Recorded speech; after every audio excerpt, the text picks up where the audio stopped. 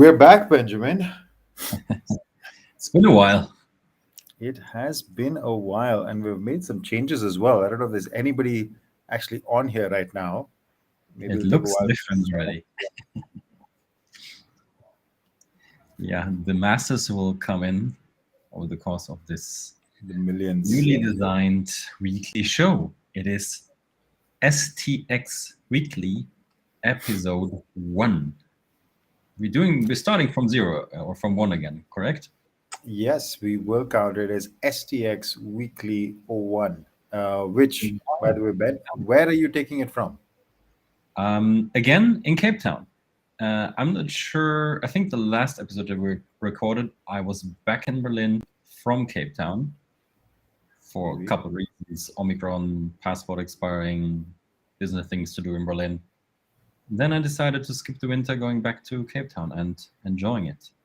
And you keep changing your background and your destination. So, what are you up As to? always, that is one of my favorite things to do. No, I'm back in Bangalore. I think I was in India for the last episode of last year, and I've restarted the year still in India, but in a different city.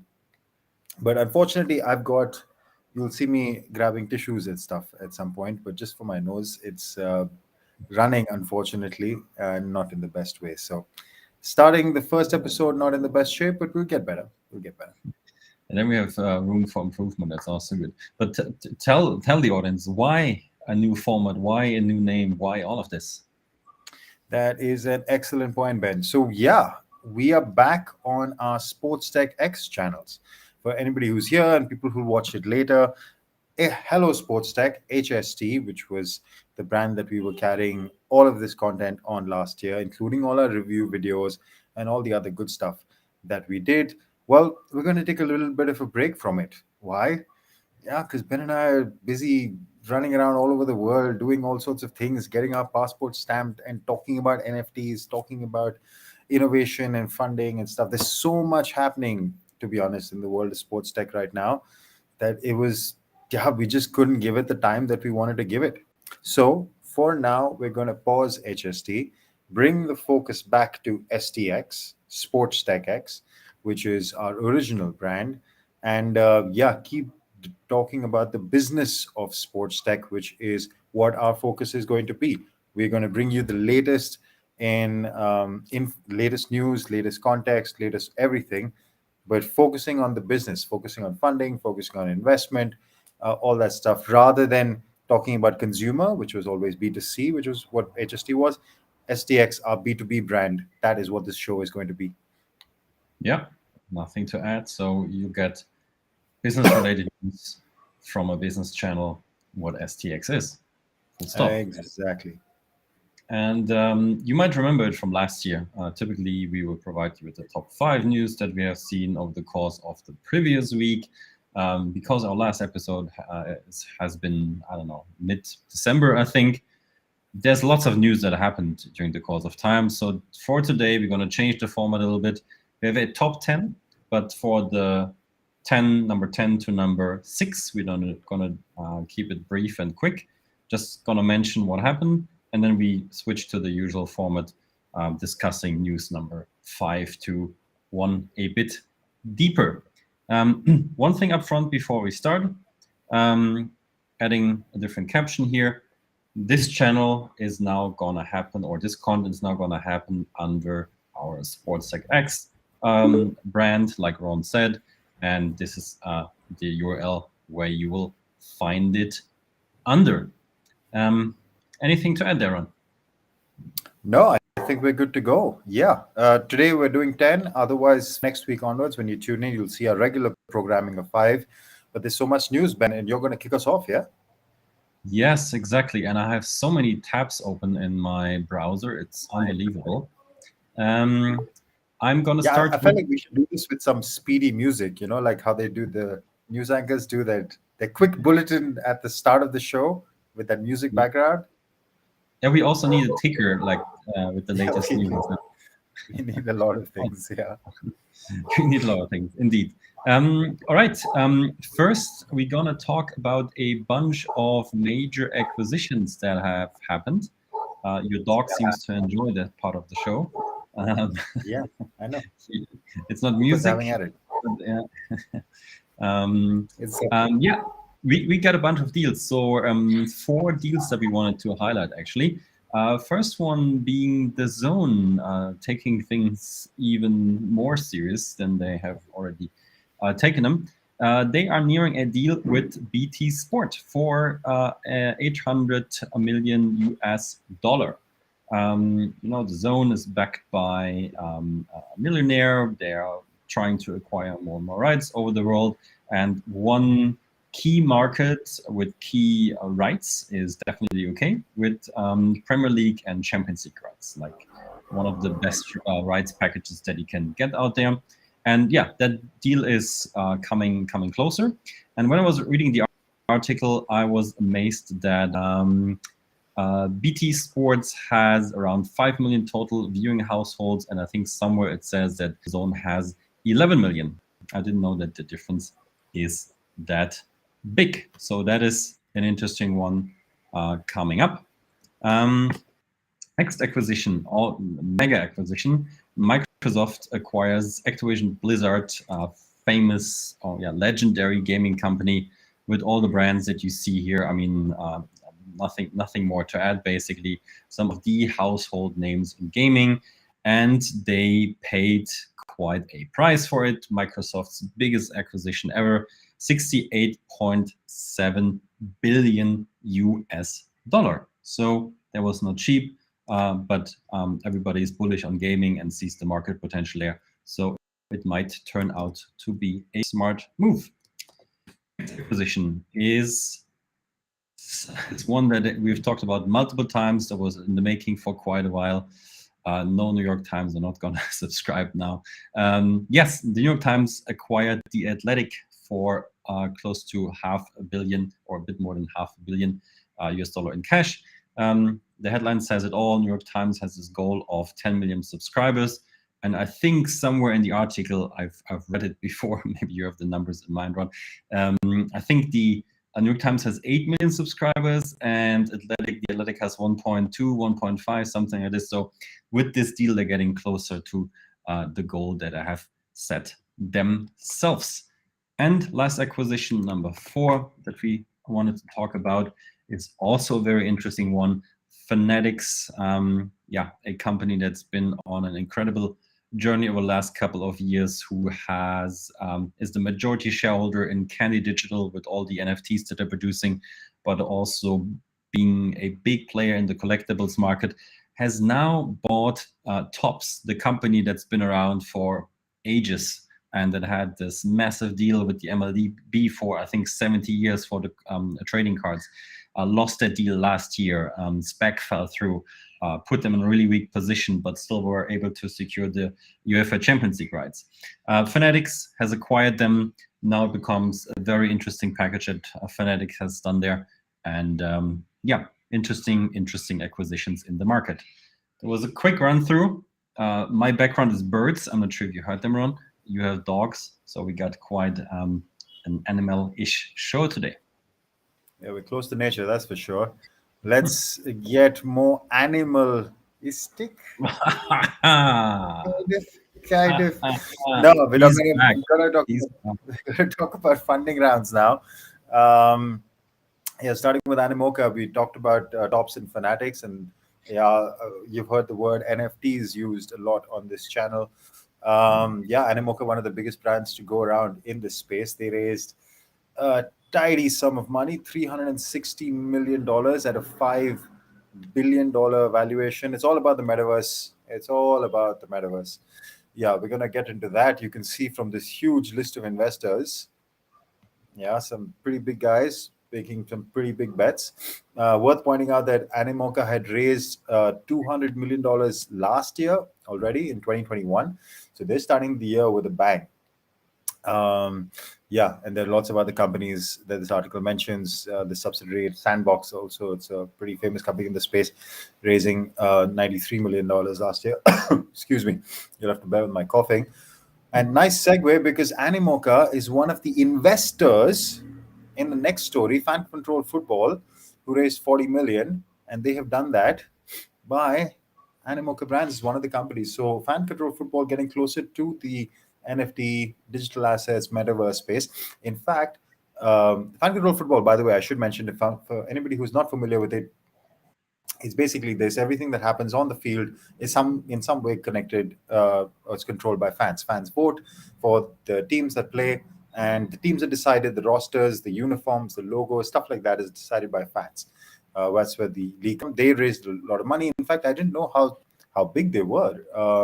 10 million streams in season one, and they've got picked up by DAZN, who we just covered in story one as well. So a few connections there. They got picked up by DAZN for season two. You can see that here. Excuse me. Yeah, so Anime Brands are funding. And the last piece on this story is that there will be two new teams will be owned by some pretty big names in the NFT space, keeping the animal theme alive. Some monkeys and some cats getting in on the action. Got the It's board apes, here. not monkeys. Yeah, sorry. Monkeys have tails, apes have not. Apes, yeah, and apes have a lot of money nowadays, apparently, as well. So the Bored Ape Yacht Club and the Gutta Gang, Gutta Cat Gang NFT communities. Yeah, I guess the primary players in those communities. I've also taken up two spots in the teams. Quickly moving on to the last one over here, just worth, and there were quite a few rounds. Picked up one because I'm in India, and we touched on esports in the first one.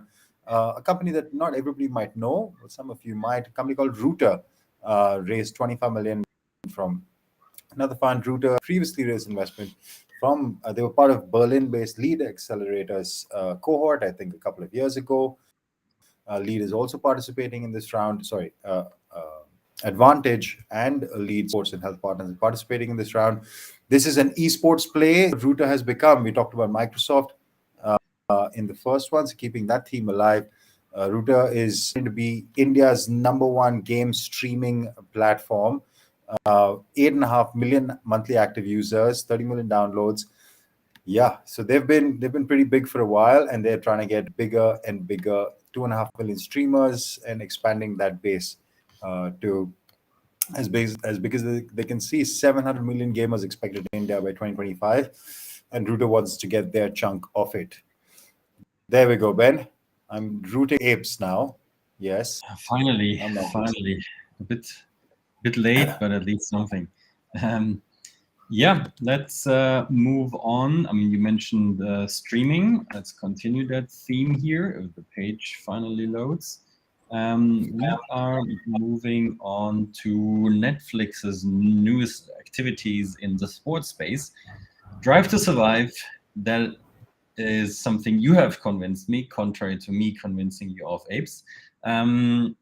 This is it's working well here, and because this has been so successful, what companies often do, they use a certain blueprint to use that on other similar properties as well, and this is why Netflix is now planning to do the same that they did with Drive to Survive, with the PGA Tour, like following the players, telling the stories all around the tournaments, and just creating really interesting content. So a golf PGA is one thing, and the other thing I'm actually personally looking forward to a tiny bit more is that they're also going to do it on the tennis circuit, because I've watched more tennis, I know the players a bit more.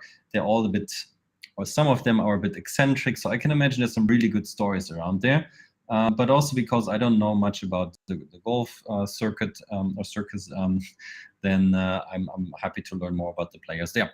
But yeah, as simple as that, Netflix copying the Drive to Survive mechanisms for other sports. Speaking about sports streaming in general, Ron, what do you want to talk about? Yeah, I want to talk about what Apple we have long covered on this show. I was just quickly looking it up. In July of last year, we mentioned that the Apple was in contention to buy NFL rights. Later in the year, I think it was August, September, we started talking about Apple Plus and their big fitness play and the big investments they've made there, which is doing its own thing. In November, we covered a story about Apple doing a watch together thing with the NBA. So all part of this big story of Apple getting closer and closer to possibly finally streaming live sports. We've seen all the big players get into the game here, whether it's Amazon. Actually, I really like this graphic. about what actually this is not so much about just about sports. Actually, it was just about Apple lagging behind the other players in terms of commissioning new shows and new activity. So they've been slow to the game, not just in sports, across the board. But it seems like there's a growing murmur that Apple is going to be in for bidding for rights of a few different sports. We already know Amazon has majorly invested in the NFL. In fact, so much so that Amazon actually forced an NBA institution, TNT, NBA on TNT, which is Ernie Johnson and Shaq and Charles Barkley and Kenny the Jessman, to change the night that they would come on TV. That's because Amazon took property of Thursday nights. So there's some big changes afoot. Apple, anyway, getting into the game. Yeah, getting closer and closer to streaming. Lots of talks about what they're going to pick up, but expect some major announcements here in 2021. Cool. And then there's a bit of a, I won't say funny one, but interesting one. Yeah, Cem Bolukbazi, I think Turkish driver, might be the first one that has made the move from being a racing e-game or e-racing driver to actually landing in the Formula One. So he caught lots of attention a couple of years ago because he was so successful in the virtual racing series that he at some point was awarded a spot in a Formula 3 team. I think that was where he entered first. I think, yeah, the F3 Asian Championship, and yeah, scored consistently in 13 of 15 races. And yeah, has earned a spot in a Formula 2 car now. And of course, from there, the big goal is to make the move to Formula 1. So he might be the first one starting virtual racing, now ending up in Formula 1. And of course, this is a really, really interesting process. That is our run through from number 10 to number 6. That was quite quick. And now we're moving on to the top 5 as per usual. Ron, which news is one that makes the debut in this year? Absolutely. And we're going to start with all things Meta. And this one is specific to the company formerly known as Facebook, but now called Meta. Now, Overtime Elite is also a company that we've covered in the past. You might have actually seen them on our channels. We wrote a piece on them in the first ever North American sports tech report that we published. Well, they've gotten a lot bigger since then. Overtime has their own Overtime League, an alternative football league, which also we talked about the story last. It launched in Overtime Elite, and there's some big players, guys who didn't quite make it to the NBA or are too young to make it to the NBA. Primarily, it's 16, 19-year-olds who play in the league. Well, this league is getting big, it seems like, and as a sign of how big it's getting, they've got Meta in as a partner. Meta will partner them for VR-based content. This is important to, so you're going to be able to consume these games in VR live. That is the idea. A pillar for the Overtime Elite League is fan interaction, community. They want to basically change the way regular basketball is viewed, which I think is a really nice idea. The NBA is anyway so innovative, but there's always space for more innovation. Yeah, fans see all the audacious shots that the OTE players attempt up close and personal in VR. And after that, it'll be available on Oculus TV and stuff. So they're going to be partnering with Oculus Quest 2. A lot of this content is going to be available on Meta. And yeah, you're going to see live basketball in VR. Ben, are we going to finally buy our VR glasses? Is this going to happen eventually at some point? It's a running gag by now, but I think we have to. No, I like it. I mean, the NBA had a similar offering. I don't even know what happened to it. Is it still there? I haven't heard anything about it anymore. What was the company they worked with? Do you remember? Which one? Next VR, I think.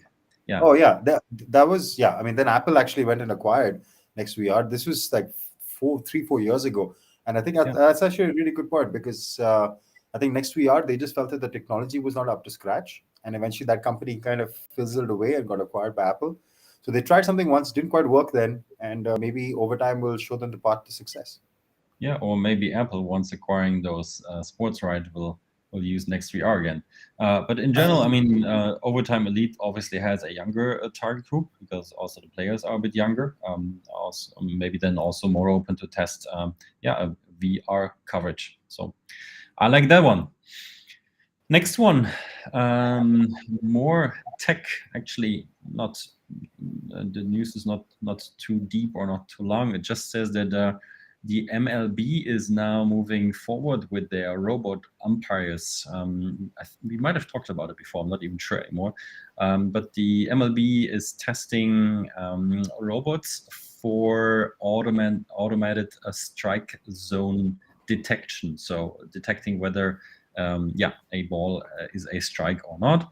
And the big news from last week is that they have moved this experiment to AAA, which is the highest league of the minor leagues, which then is only one step away from Major League Baseball.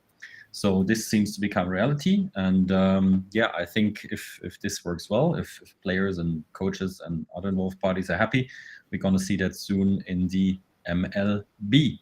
As simple as that. What do you think? Yeah, I think this is we had covered the story in the past, but also I think it's worth mentioning that the pilots that they ran, wherever they ran, I think they ran them in four smaller leagues in different parts of the US, and except for one, I think it was, I don't remember where. I remember there was some funny gags. I think it was maybe Arizona or Atlanta. Could be anywhere, to be honest. I don't remember. But there were a lot of gags and memes about a bad robot call about a ball which had done something which was clearly not a strike, and the robot missed it or whatever. But other than a stray incident, shall we say, it seemed across the board that the experiment had gone well. So it seems like it's progressing through the levels, and surely is not far away from the MLB doing it themselves. But good approach, like going league by league and developing that way. Really like that, yeah. Speaking about developing new stuff. There we are, Ben. We're back to the NBA this time about launching new startups through their Launchpad program. Again, across major American leagues, well, certainly the NFL and the NBA, they do a lot of stuff in terms of promoting startups. The NBA launched, well, the article says announced today, but this is from a few weeks ago. This is a pretty good story. They announced that for their 2022 cohort, 5 companies have been selected to be part of the NBA Launchpad. Now, what do these companies get? Apart from a lot of fame and notoriety and tons of investors running after them, well, they get this. The NBA Launchpad will work alongside teams and leagues on R&D projects. So essentially, they're given, well, it says unique access to NBA events and exposure to NBA's ecosystem of partners and investors. They get an incredible chance to test their product in a better way. And this is after going through pretty rigorous selection process. So these are good companies where the NBA believes the use case is strong, and they now get to go to work with the teams, with players, with broadcasters, with all sorts of different ecosystem players based on the type of solution. Now, who are these companies quickly? Well, you'll see a familiar name there, which is Berlin, a city that both of us live in, Ben and I, but neither of us are ever in, it seems. But Better Guards, a company that we know pretty well. Basically, it's a ankle. It's a attachment to your shoe, which helps keep your ankle in place to prevent any sort of injury. It sounds simple, but it's actually really interesting and very cool tech. Breathwork, which is, you can think of it as Mindspace or Calm. It's like a meditative app, but through breathing exercises, also super big. Nextiles is a smart textiles player, getting all sorts of data through what you wear. Resil, a VR trading app we've talked about in the past, a company that we know pretty well. We've actually done a test of their products on our other YouTube channel. And Uplift Labs, which uses your phone to track biomechanics or movement of your body.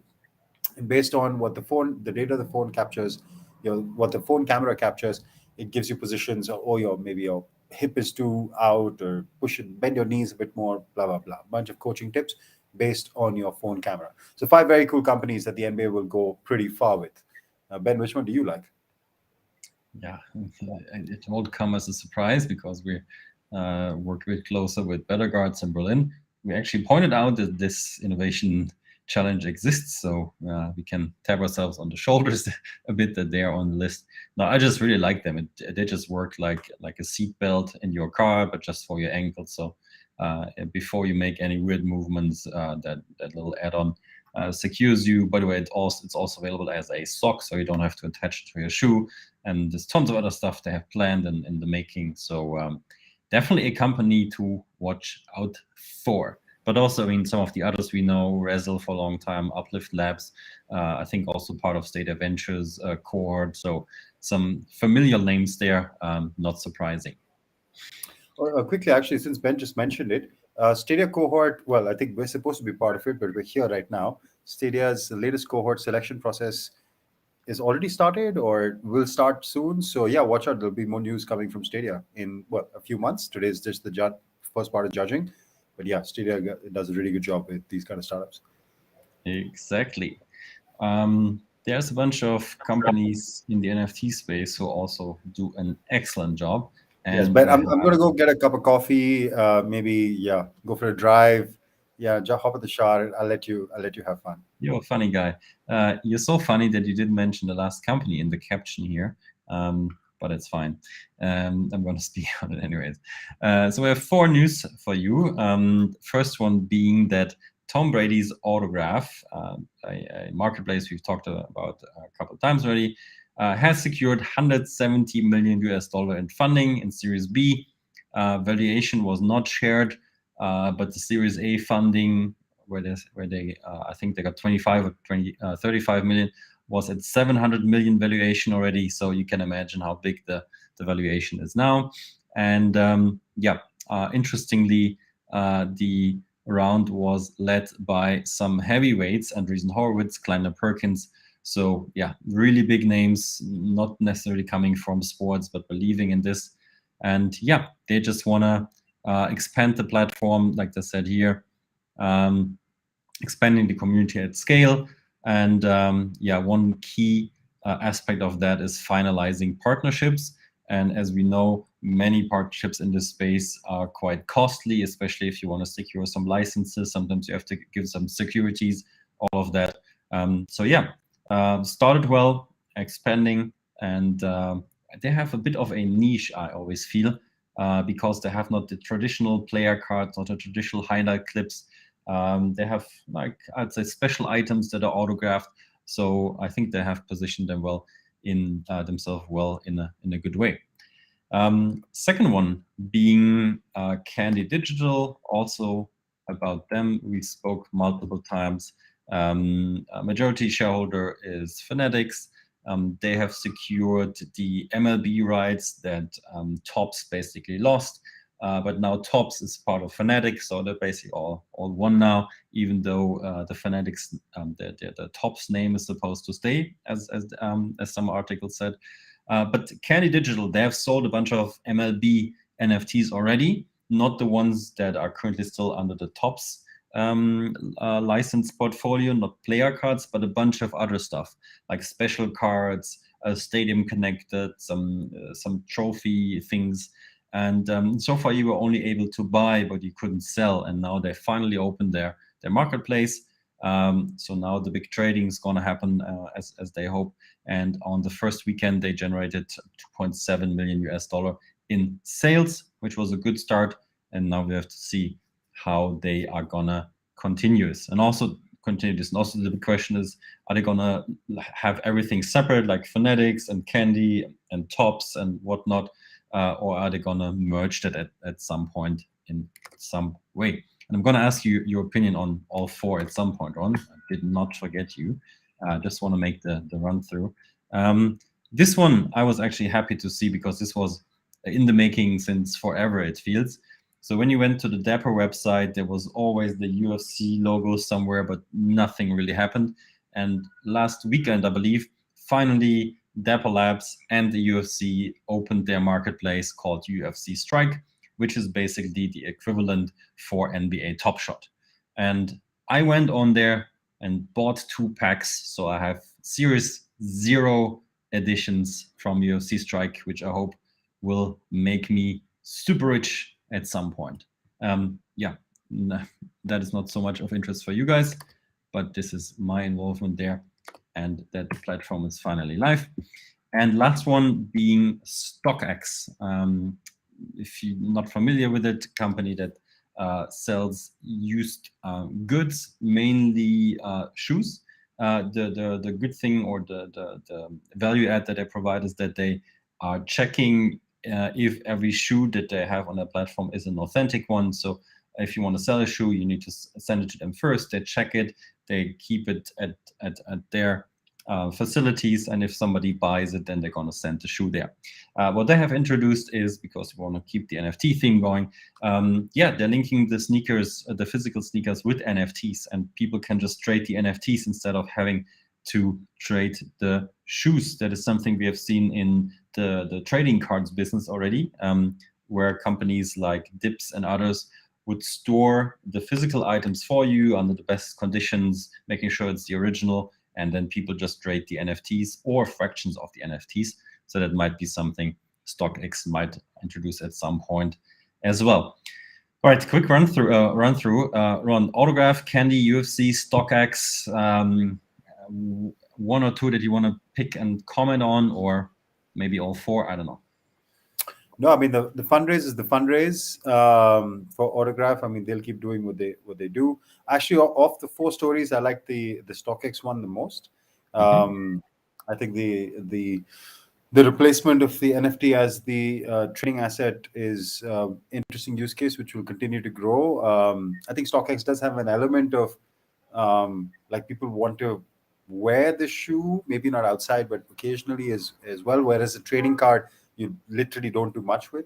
With a physical asset like a sneaker, you might want to showcase off in a different way. So I'd be curious to see what percentage of their inventory gets converted to the Vault NFTs. But I like the use case. And for your UFC story, I'm curious. Actually, you still haven't told me which athletes did you get in your pack? To be honest, I have not much of a clue of the UFC. I think I never watched an MMA fight live. But luckily, my brother knows a lot about it, so I checked it with him. And I mean, one pack was $50. I bought two packs and got 6 moments.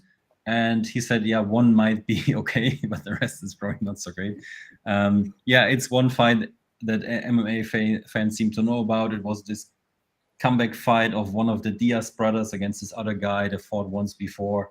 And because my brother likes the Diaz guy so much, it was a horrible moment for him, because I think it was Nate Diaz. He lost that fight. But yeah, so far away from becoming rich with UFC moments. For now, you never know. Yeah. You never know. All right.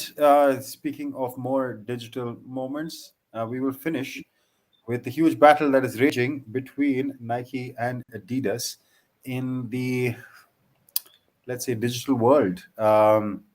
This is an older story now. Actually, it's kind of broken at the start of the month, but we think it's an important story. Adidas partnered with Mojo Vision. Now, who is Mojo Vision? Basically, they are AR contact lens, a company that raised 45 million. I'll show you that in a second. But they were super popular at CES a few years ago, and now they have partnered with Adidas. So Adidas will basically have a contact lens that you can plug into any of their apps. Now, why they do this potentially, we had covered this story and I'll walk you through what that contact lens exactly looks like. But we had covered this story of Nike doing something with Snapchat, right? So you put on these glasses and you can go running on the Nike app, and you'll see different things, like this little pigeon is following you around or leading you, and you jump through hoops and you pick up some points and your treasures and a bunch of stuff. And we had a laugh about whether this would be a thing. Well, clearly it is a thing, because that's what this AR contact lens startup does. What I love most about it is the form factor. Is Mojo Vision is purely contact lens based. So I'll show you the website in a second. But there is a lot of money, 45 million. And they're also partnering with Adidas. What is Adidas going to bring them in for? Apparently a lot. And so Mojo Vision has partnerships with Adidas running, with trail folks on cycling, with something on yoga, something on skiing. So they've done a bunch of things. Adidas is apparently going to bring it into their running and their fitness place to start with and graduate from there. This is Mojo Vision, and yes, I love the line. I want to show you what potentially this could look like. So she's wearing one of the Mojo Vision uh, contact lenses, and that's what she will see apparently while she's doing her fitness. So we're there. We're there in the world of the Matrix or whichever other sci-fi thriller you want to talk about, Blade Runner or whatever there is. Mojo Vision has applications far beyond just sports. Of course, their goals are in helping people who are differently abled and providing them with all sorts of information through their contact lenses. This person apparently doesn't need her walking stick anymore, and now she can identify and see things. Yeah, this dude is getting recommendations as he's walking down the street, whatever it is. So a bunch of stuff. They've also got partnerships with Disney, with a few other companies. So very cool company. And yeah, now Adidas is partnered with them in the fitness space, following on what Nike had already done with Snap. So that is basically the story. Now, Ben, maybe you want to talk to us a little bit about this war that is really hotting up between Nike and Adidas. I mean, this is one small part of it, about another application which connects a real and digital world. But they're having a big fight in a completely digital world as well. The M word that we keep using.